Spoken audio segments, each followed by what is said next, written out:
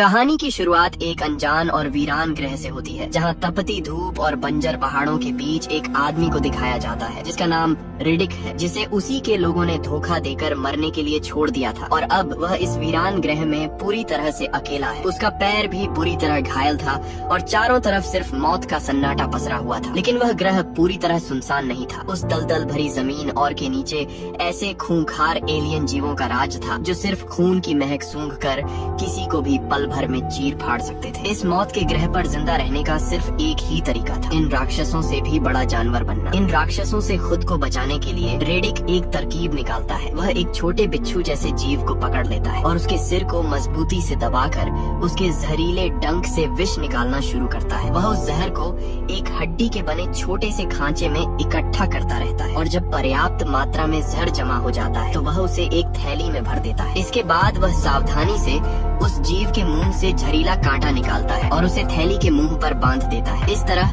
वह एक साधारण लेकिन प्रभावी जहर इंजेक्टर तैयार कर लेता है। उसका उद्देश्य साफ था, खुद को इन बिच्छू जैसे जीवों के जहर के प्रति प्रतिरोधी बनाना। लेकिन सीधे खुद पर प्रयोग करने से पहले वह अपने पालतू शिकारी कुत्ते पर परीक्षण करता है। वह बहुत कम मात्रा में जहर कुत्ते के शरीर में इंजेक्ट करता है और उसकी प्रतिक्रिया देखने लगता है। कुछ ही देर में बेचारा कुत्ता बेहोश होकर जमीन पर गिर पड़ता है। लगभग 1 घंटे बाद कुत्ता दोबारा उठ खड़ा होता है। आश्चर्य की बात यह थी कि वह पहले से भी ज्यादा चुस्त और स्वस्थ दिखाई दे रहा था। इससे रेडिक को समझ आ जाता है कि यह कोई जानलेवा जहर नहीं बल्कि एक तरह का शक्तिशाली बेहोशी पैदा करने वाला विष है। अब रेडिक खुद पर प्रयोग करने का फैसला करता है। शुरुआत में इंजेक्शन लगाते ही उसका शरीर बुरी तरह प्रतिक्रिया देता है। उसे चक्कर आने लगते हैं, उल्टियां होती हैं और कई बार वह बेहोश तक हो जाता है। उसका प्रतिरक्षा तंत्र इस जहर से लड़ने की पूरी कोशिश कर रहा था, लेकिन रेडिक हार नहीं मानता। दिन बीतते जाते हैं और वह रोज खुद को थोड़ा थोड़ा जहर इंजेक्ट करता रहता है। अनगिनत प्रयोगों और कठिनाइयों के बाद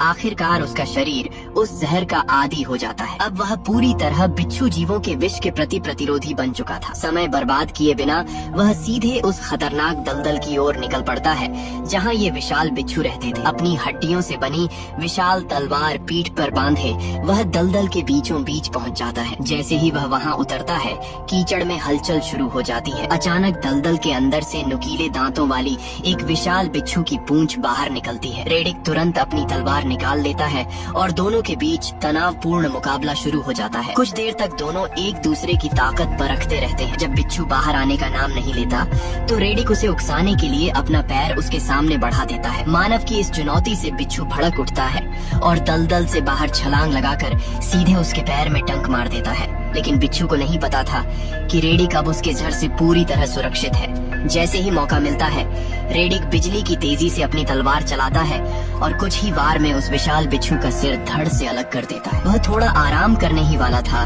कि तभी उसका पालतू कुत्ता वहां पहुंच जाता है और छोटे बिच्छुओं पर भौंकने लगता है। लेकिन तभी अचानक उसके पीछे से पहले वाले से भी कहीं बड़ा और अधिक खतरनाक बिच्छू राजा निकल आता है। वह बिना चेतावनी के रेडिक पर हमला कर देता है। रेडिक समय रहते लुढ़क कर बच जाता है। इसी दौरान छोटे बिच्छू कुत्ते को घेरना शुरू कर देते हैं। कुत्ते को खतरे में देखकर रेडिक तुरंत उसकी मदद के लिए दौड़ पड़ता है। वह एक हाथ में कुत्ते को उठाता है और दूसरे हाथ में तलवार लेकर पूरी गति से बिच्छू राजा की ओर बढ़ता है। एक शानदार स्लाइड मारते हुए वह उसके नीचे से निकल जाता है और तलवार से उसके पेट पर गहरा चीरा लगा देता है। बिच्छू राजा का पेट फट जाता है और मौका मिलते ही रेडिक कुत्ते को लेकर वहाँ से भाग निकलता है। करीब 6 महीने बीत जाते हैं। अब दोनों उस वीरान दुनिया में अच्छी तरह ढल चुके थे। छोटा सा पिल्ला अब एक मजबूत और वफादार शिकारी कुत्ता बन चुका था। एक दिन कुत्ता बेहद उत्साहित दिखाई देता है। उसके मुंह में एक गेंद जैसी चीज थी। यह इस बात का संकेत था कि आसपास कभी इंसान मौजूद रहे हैं। कई वर्षों बाद पहली बार रेडिक के मन में इस ग्रह से निकलने की उम्मीद जागती है। वह तुरंत सुराग का पीछा करना शुरू कर देता है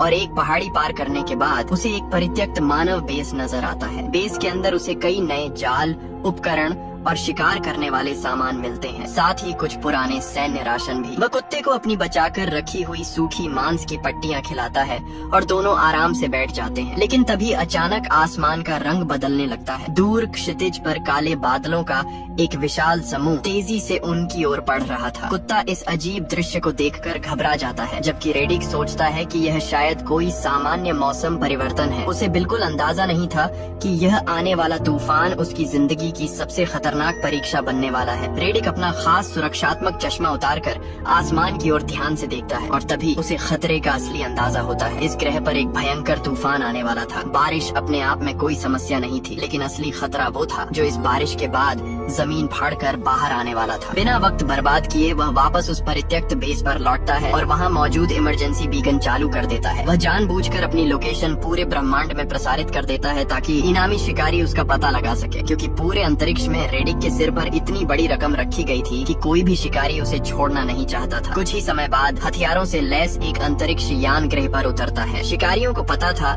कि रेडिक को मारने या पकड़ने पर सामान्य इनाम से दोगुना भुगतान मिलने वाला है। इतनी बड़ी रकम सुनकर वे तुरंत सक्रिय हो जाते हैं और पूरे बेस की तलाशी शुरू कर देते हैं। लेकिन जब वे अंदर पहुंचते हैं तो पता चलता है कि रेडिक पहले ही वहां से गायब हो चुका है। इससे भी ज्यादा गुस्सा उन्हें तब आता है जब उन्हें दरवाजे पर लिखा एक संदेश दिखाई देता है, या तो अपना जहाज छोड़कर यहाँ से भाग जाओ या फिर अपनी जान छोड़कर जाओ। शिकारियों को समझ आ जाता है कि रेडिक ने खुद उन्हें यहाँ बुलाया था ताकि मौका मिलते ही उनका जहाज चुराकर भाग सके। लेकिन ये शिकारी भी मौत से खेलना जानते थे। उनका निर्दयी नेता दाढ़ी वाला आदमी इस धमकी को पढ़कर हंसने लगता है। वे अपने सबसे आधुनिक उपकरण, अत्याधुनिक सेंसर और नाइट विजन डिटेक्टर चारों तरफ तैनात कर देते हैं। लेकिन रेडिक के लिए ये सब बच्चों का खेल था। जब दाढ़ी वाले नेता को समझ आता है कि रेडिक जहाज चुराने वाला है तो वह एक चाल चलता है। वह अपने जहाज की ऊर्जा बैटरी निकालकर बेस के एक तिजोरी नुमा लॉकर में छिपा देता है ताकि रेडिक जहाज न उड़ा पाए। इसके बाद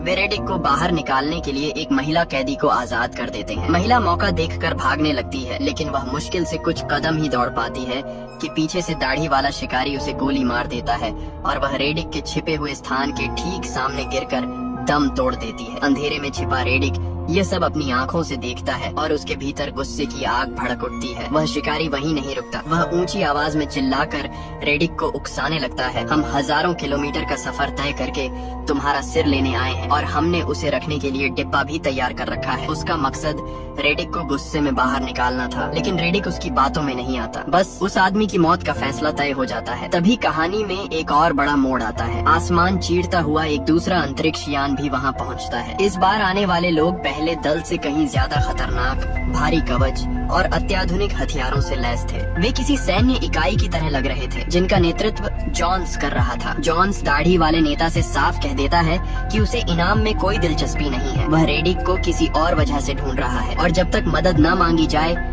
वे इस शिकार में दखल नहीं देंगे। दोनों दल अस्थायी रूप से उसी बेस में रुकते हैं। दाढ़ी वाला शिकारी जॉन्स को अपनी बैटरी छिपाने वाली योजना बताता है। एहतियात के तौर पर जॉन्स भी अपनी जहाज की एक बैटरी निकालकर उसी सुरक्षित तिजोरी में बंद कर देता है। उनकी योजना थी कि जहाजों को चारे की तरह इस्तेमाल किया जाए ताकि रेडिक उन्हें चुराने आए और सीधे जाल में फंस जाए। लेकिन वे रेडिक की असली क्षमता को कम आंकने की बहुत बड़ी गलती कर रहे थे। रात होते ही रेडिक बेस के बाहर घने अंधेरे में छिपा उनका सारा खेल समझ चुका था। शिकारियों को पता था कि रेडिक की असामान्य आंखें अंधेरे में साफ देख सकती हैं। रात उसका सबसे बड़ा हथियार थी। कुछ देर बाद शिकारियों के बेस में चारों तरफ लगे सेंसर अचानक अलार्म बजाने लगते हैं। स्क्रीन पर उन्हें एक जानवर दिखाई देता है, लेकिन वह कोई जंगली जीव नहीं बल्कि रेडिक का प्रशिक्षित कुत्ता था जो चुपके से एक सेंसर मुंह में दबा कर ले आया था। रेडिक उस सेंसर को हाथ में लेकर जमीन पर जोर जोर से मारना शुरू कर देता है। चूंकि सेंसर कंपन महसूस करते थे, इसलिए बार बार झूठे संकेत पैदा होने लगते हैं। बेस के सभी निगरानी उपकरण पागलों की तरह सायरन बजाने लगते हैं, जिससे शिकारियों में अफरा तफरी मच जाती है। परेशान होकर दाढ़ी वाला आदमी सिस्टम बंद कर देता है और नया सेंसर लगाने बाहर निकलता है। उधर जॉन्स की टीम भी सतर्क थी, लेकिन जब उनकी महिला सैनिक सामान की गिनती करती है तो उसे एक ऐसी अजीब चीज पता चलती है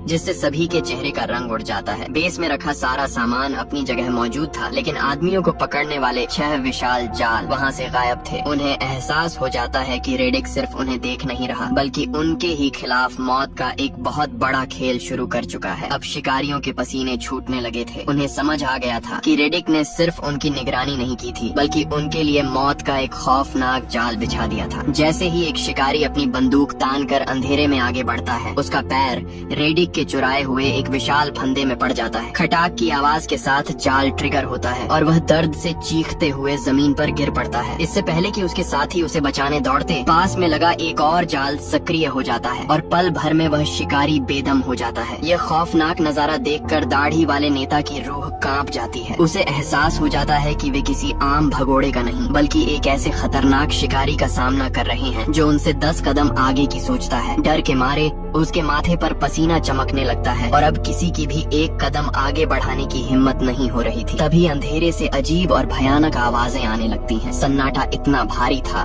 कि हवा की सरसराहट भी खतरे की घंटी जैसी लग रही थी। दाढ़ी वाला तुरंत अपने आदमियों को भारी हथियार लोड करने का आदेश देता है। अब उन्हें अपने पैरों के नीचे की जमीन पर भी भरोसा नहीं रहा था, क्योंकि उन्हें पता था कि चप्पे चप्पे पर रेडिक के बिछाए जाल उनका इंतजार कर रहे हैं। दाढ़ी वाला नेता धीरे धीरे पीछे हटता है और कांपती आवाज में अपने आदमियों को चेतावनी देता है कि रेडिक ने अपना शिकार शुरू कर दिया है। स्थिति को समझने के लिए वह अपने एक साथी नूनेज को रेडियो पर संपर्क करने की कोशिश करता है। पहले वह सामान्य आवाज में पुकारता है, फिर चिल्लाकर उसका नाम लेता है, लेकिन दूसरी तरफ से कोई जवाब नहीं आता। रेडियो की वह खामोशी उनकी धड़कनें और तेज कर देती है। घबराकर वह 2 अन्य शिकारियों को नूनेज को ढूंढने भेजता है। जब वे दोनों उसकी पोजीशन पर पहुंचते हैं तो वहाँ नूनेज का नामो निशान नहीं था। उसका इस तरह हवा में गायब हो जाना दोनों के मन में मौत का खौफ बिठा देता है। डर और तनाव के मारे दोनों आपस में ही बुरी तरह बहस करने लगते हैं। एक चिल्लाता है, मैंने पहले ही कहा था कि इस रेडिक से पंगा लेना मौत को दावत देना है। दूसरा उसकी बातों को अनसुना कर देता है। लेकिन बहस करते करते अचानक उनमें से एक आदमी एकदम चुप हो जाता है। दूसरे साथी को लगता है कि शायद वह मजाक कर रहा है। वह झल्ला कर पूछता है, क्या तुम मेरे साथ मजाक कर रहे हो? लेकिन फिर से कोई जवाब नहीं आता। जब वह मुड़कर देखता है तो उसकी भी सांसें अटक जाती हैं। अब उन्हें पूरी तरह एहसास हो चुका था कि रेडिक कहीं दूर नहीं बल्कि उन्हीं के ठीक पीछे उसी अंधेरे में छिपा खड़ा है और सही समय का इंतजार कर रहा है। जो शिकारी कल तक पूरे ब्रह्मांड में दूसरों का शिकार करते थे,